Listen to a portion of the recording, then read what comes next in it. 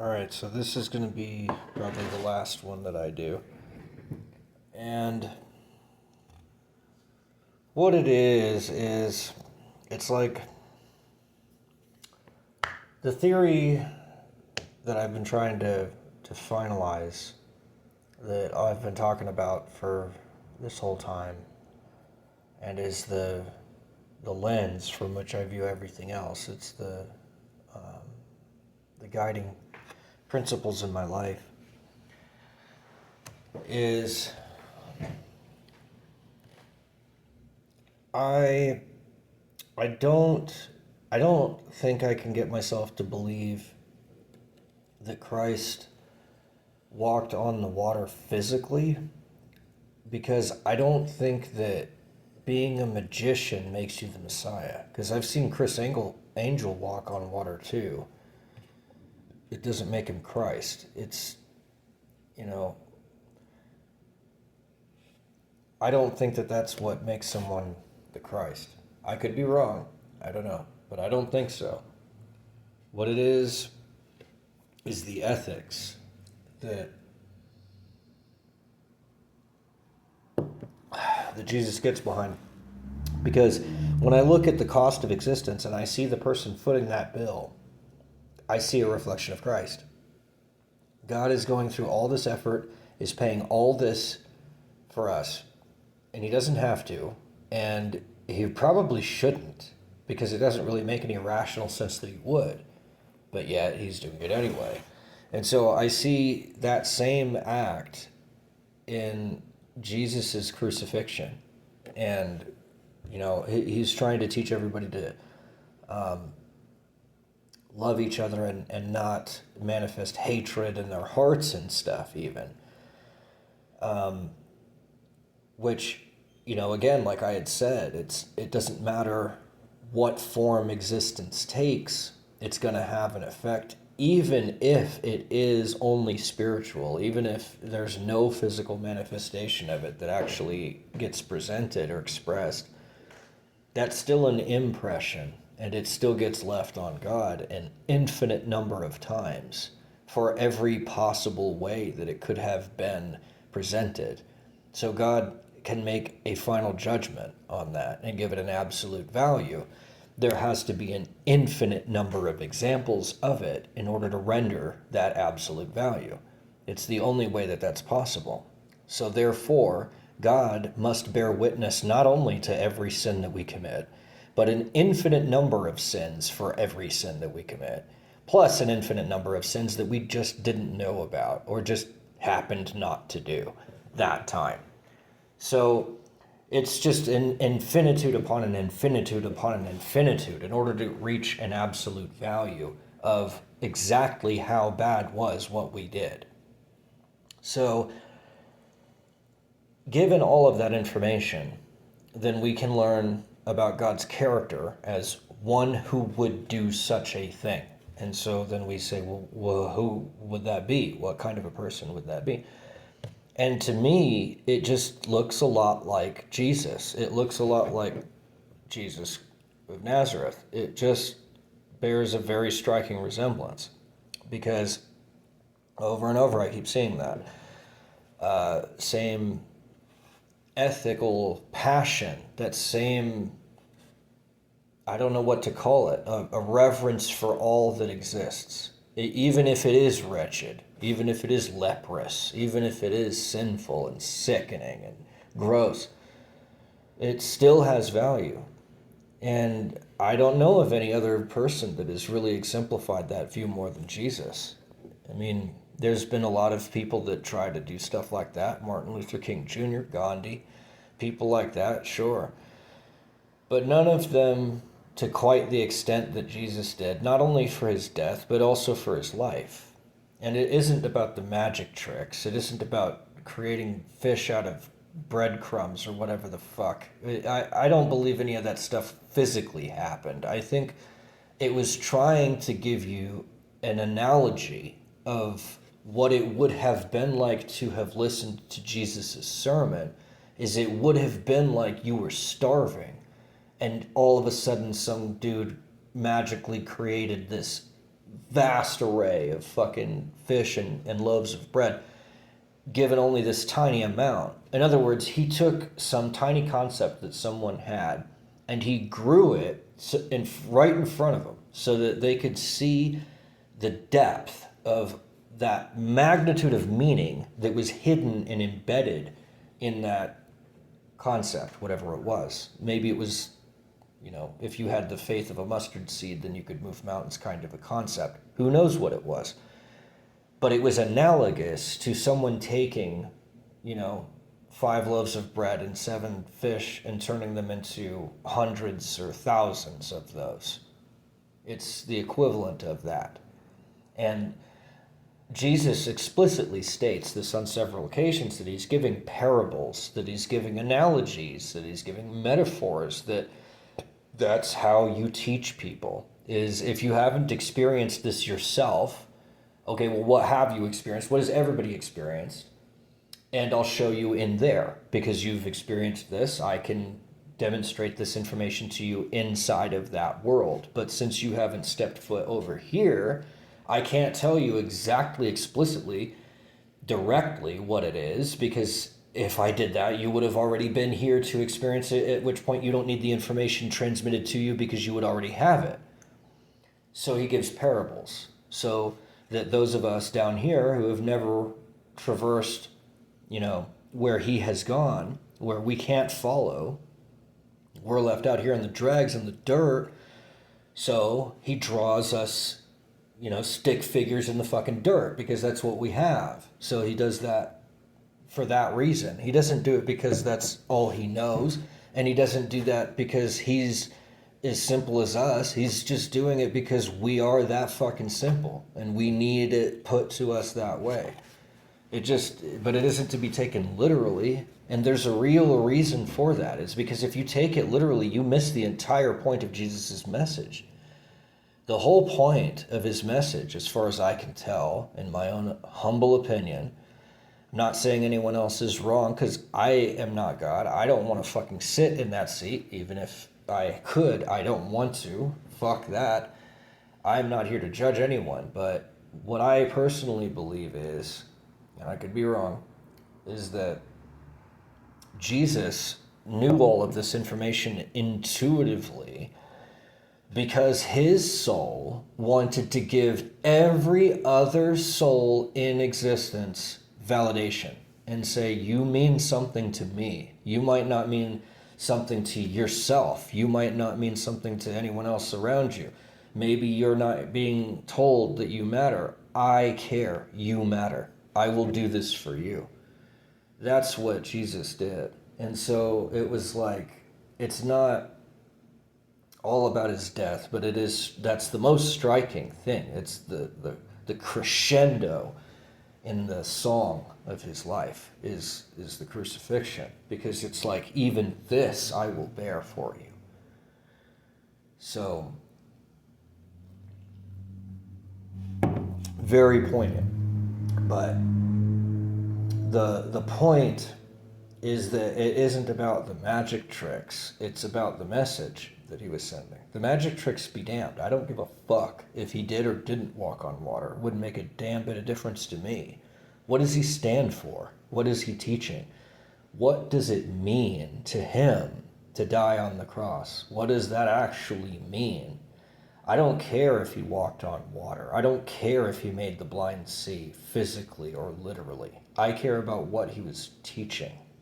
So, everything that he says in the Bible, as far as I can tell, has to deal with that, with the love of all beings, irregardless of what they do, because he recognized that the only reason that someone would bother committing a sin is because they don't fucking know any better. They don't know what they're doing. If they did, they wouldn't be doing it. So clearly there's something missing there. Is that their fault? Of course not. They all want to get closer to God. They just don't know how to do it. They just don't know how to get there. They stumble around. They're pushing each other around. They're getting in each other's way. They're gouging out each other's eyeballs over there because they think that somebody's going to steal it from them. or some shit. It's like a starving cat that thinks that you're going to rip the food away as soon as it tries to take a bite. It's stupid, but you can't help feel bad about it because it doesn't know any better. Look at where it came from. Look at the wild wilderness that this animal came from, and you'll see why it's such a beast of burdens. And so I happen to, or I guess I should say, I independently value Jesus because of the I would say coincidence, convergence between what he says and what my studies have revealed to me just through logic alone. Like I showed already, every single choice that I make takes an infinite number of possible choices away. That's a sin as far as I can fucking see it. But God allows me to do that and gives me the freedom of will to destroy worlds with a single utterance, because there's now none of those worlds in which I did not speak these words. And so I've destroyed worlds with my speech, and everyone does this all the time. Even rocks are doing it, even birds, even the sun shining on the fucking mountain does it. It all does it. It all sacrifices an infinite number of worlds that could have existed, but don't, for the arbitrary random reason that this one just so happens to do so. So, seeing that shows me that God is the type of person that does exactly what Jesus said, which is that he would give up his 99 sheep in the flock to go after the one that's astray. And that God causes it to reign equally upon the sinner and the sinless alike, equally. And it's what they choose to do with it that defines them. And it goes on and on. And the amount of wages that are to be paid to the laborers, one who shows up at dawn and the rest intermittently throughout the day, and the last one doesn't show up until an hour before and just collects the full day's pay. They all get paid exactly the same. How is that possible? God reigns equally on the just and the unjust alike. There is no one among us who could pay the infinite amount that it would cost to pay for our own existence, nor would there be anyone to pay it to. Unless I guess you paid it to the devil, who wouldn't take it because he himself can't escape this, let alone anyone else. So what good would the payment even do? I mean, etc., etc., etc. So it's just bizarre to me that it just so happens to fit. And I mean, he didn't know any of this shit. He didn't follow the same logical train that I followed. Whoever you are, you probably can't even follow what I said. And yet I still arrived at the same conclusion. And it's just amazing to me that we both reached the same conclusion, but we had two completely different paths, and yet they both go to the same place.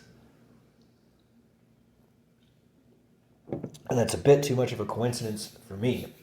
I think there's something to that. So, while my theory melds very well, in my opinion, with what Jesus said, I wouldn't say that it's Christian, because it doesn't really follow that God knows what exactly I'm going to be doing at any given time. It goes against that. It doesn't acknowledge anything that Moses said, doesn't acknowledge any of the Ten Commandments. It is a few of the things in my theory that do kind of correlate with those is that the idea that you can't have any gods before God. And that, I think, is very poignant in my theory also, because if I were to place a God before God, then with God being timeless and omniscient and omnipresent and omnipotent and, hopefully omnibenevolent, to place a God before that God would be to say that there is some time before timelessness, that there's some space beyond spacelessness, that there's some existence that's beyond sin and sinlessness. And at that point, I don't think that there's really any room for argument, words, justification, or even the conceptualization of an idea. Whatever that is so far removed from anything that I could ever conceive of that it's not only useless, but it might also be detrimental for me to treat as if it were something of value. Because whatever that is so far removed from reality that I'll never find anything in reality that corresponds with it. So then what the hell would I use it for? Etc. So there's a lot of stuff like that that just so happens to coincide with what I already have found independently in my theory. And that is why I acknowledge Jesus is the Christ. But I don't acknowledge Moses or anyone else that has claimed divinity or any divine knowledge. Because while, yeah, like I said, some of the commandments make sense, why isn't rape in there? I've heard this brought up before. Why is slavery not in there? Why don't the Ten Commandments include rape or slavery? Of all the things, it says you shouldn't covet, so then you can't rape. Yeah, well, it also says you can't murder, and yet coveting, if you extended it to that same degree, you could also extend it to mean I wish and covet that this person didn't exist anymore, and thus kill the person. So covetousness could then, having been extended beyond covetousness itself, could be extended to everything. And you could say that I just simply coveted a state in which I got to walk away with somebody's stuff. I got to walk away with somebody's wife. I got to walk away with their dead body. I got to walk away with a better business contract because I coerced the person to, whatever. So all of that stuff could be reduced to covetousness if we extend covetousness beyond covetousness. So therefore, covetousness doesn't cover rape. Covetousness doesn't cover murder, so then it can't cover rape. It's simple covetousness. And so the Ten Commandments are really bizarre, and some of them are ultra-specific, like covetousness, and some of them are ultra-vague, like don't have any gods before me, or don't make any graven images. And that one took me forever. I mean, you could really almost interpret don't have any graven images to mean almost damn near anything that you want to. No one knows what the fuck that means. And, there's some other commandments in there that are similar. So when Jesus says, what do you already know what it is to be good as you follow the Ten Commandments, but if you want to be perfect, then you also, in addition to following the commandments, give up all your possessions and follow me. And then he gave his disciples one commandment, which is to love each other as he loved them. And I think, honestly, that Christ gave us a better commandment than Moses did, because I think that if we did what Christ said, that we would abide by Moses' law and then some anyway. Because if you agree, let's say in the one commandment, Christ's commandment, which is to love each other as he loved us, to follow that is obviously to forbid murder, because he never murdered any of his disciples. It's to forbid covetousness. He didn't covet anything that they wanted.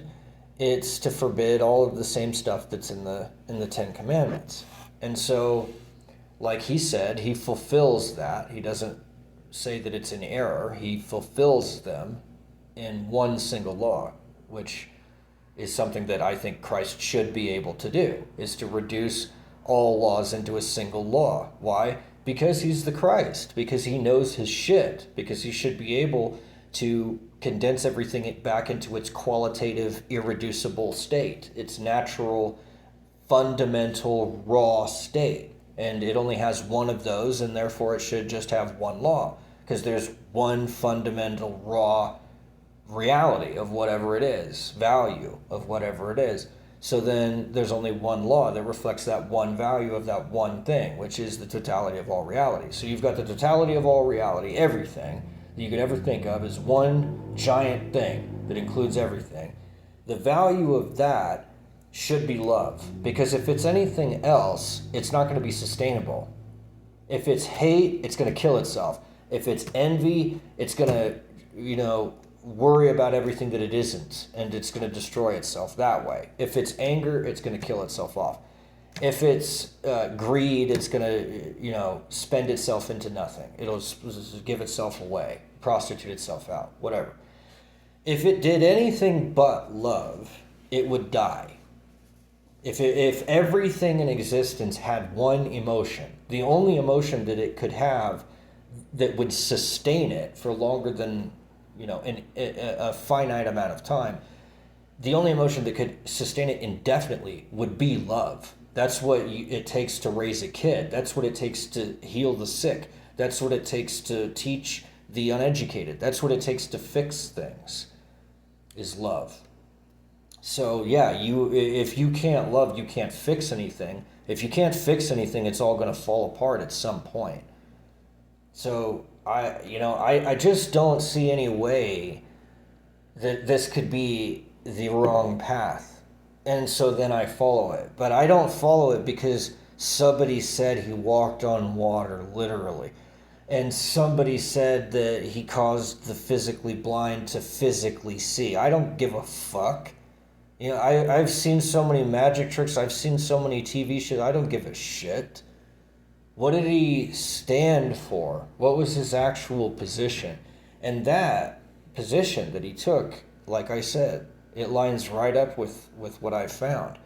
Just so happens to do. I would drop it if it didn't, because I've spent more of my life following my own theory than I have of Christianity. I could give a shit less about what Moses said or what Judaism stands for or anything in the Bible except for Christ.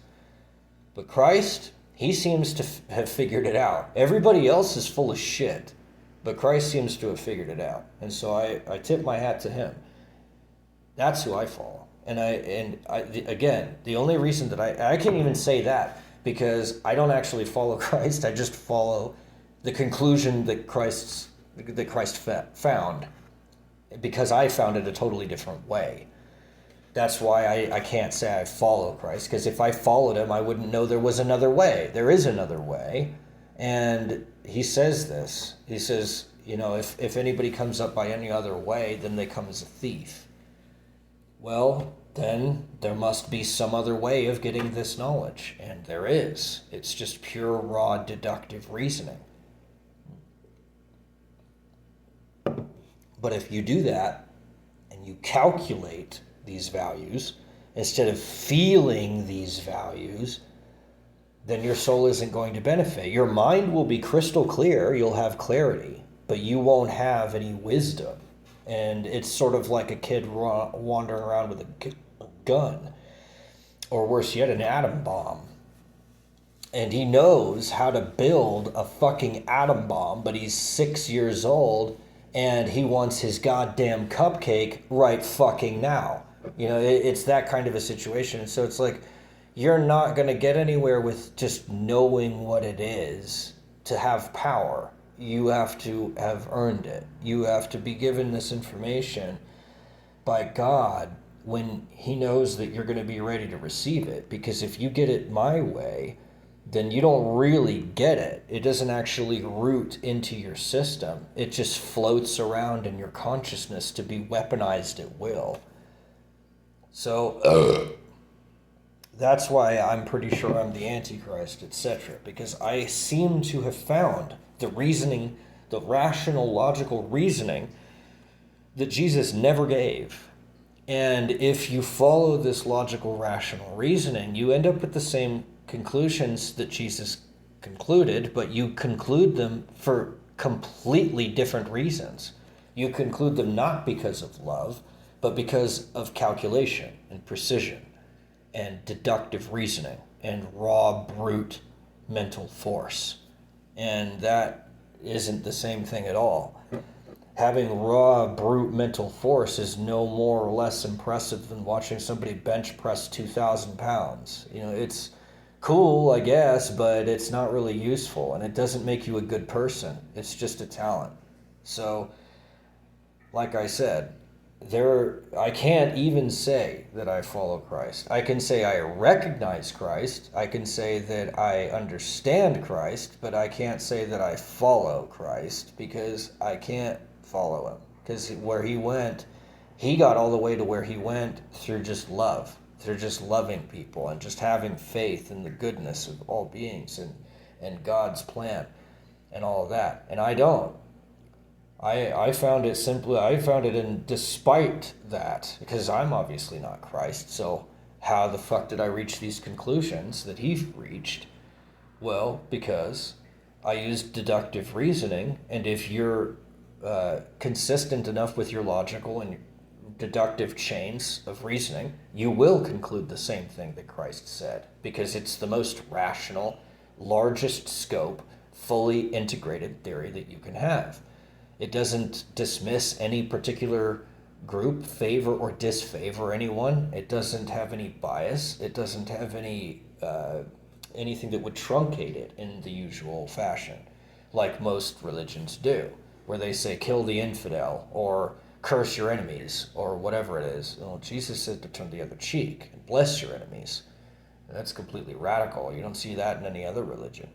So, not even in Judaism. So it's just interesting to me, and that's why I think that he's the Christ, because he came to the same conclusions that I did, but he used a completely independent path. So on the one hand, I'm like, I have a lot of gratitude about that, because I learned that his positions were actually legitimate, but I also have a lot of fear and trepidation, and maybe even a little bit of sadness that I arrived at these conclusions in such a cold, calculating way, instead of going through the real process of actually feeling my way through this. I just thought about it and simulated all this information and garnered it the same way that I would have garnered information about mathematics. So I have my qualms about that, and I don't know